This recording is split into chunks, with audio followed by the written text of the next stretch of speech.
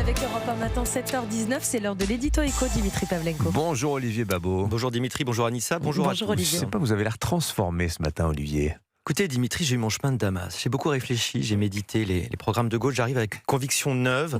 Tous nos malheurs ont une cause unique. L'État n'est pas assez présent. De l'économie à l'éducation, il y a trop de trous dans la raquette, trop de zones où les individus font encore ce qu'ils veulent. Ça peut pas marcher. Mais vous pensez à quoi concrètement? Bon alors d'abord au pain, au loyer, au prix d'une coupe de cheveux. Pourquoi laisser les marchés décider? Des fonctionnaires compétents, omniscients, bienveillants, animés du seul souci de l'intérêt général. Puis ils sont nombreux, on en a 5,5 millions. Ils peuvent parfaitement fixer bon prix de la baguette et du mètre carré à Paris.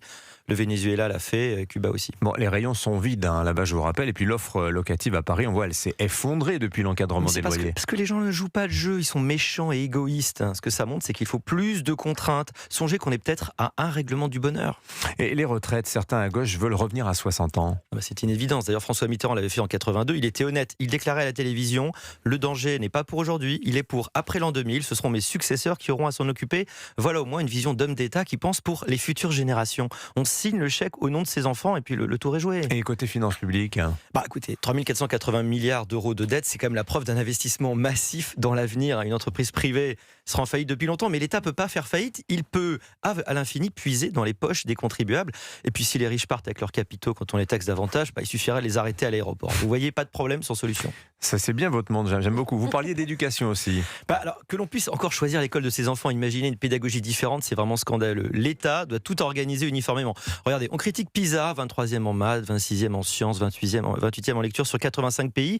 Non seulement on devrait se réjouir de ne pas être les derniers, mais surtout, on se trompe sur l'objectif. Le vrai objectif, c'est pas le niveau, c'est l'égalité. Or, elle a formidablement progressé, puisqu'on a quasiment instauré de fait un droit opposable au bac pour tous. Bon, je vous arrête plus, le travail.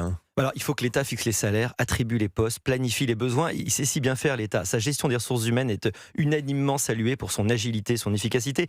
Généralisons ce modèle. Passons même aux 32 heures, comme dans la fonction publique territoriale. C'est connu, moins on travaille, plus on crée d'emplois. Regardez, à Paris, ça fonctionne. Il y a plus de 400 personnes, rien qu'au service communication. C'est ça, notre martingale contre le chômage. Et en matière d'innovation ?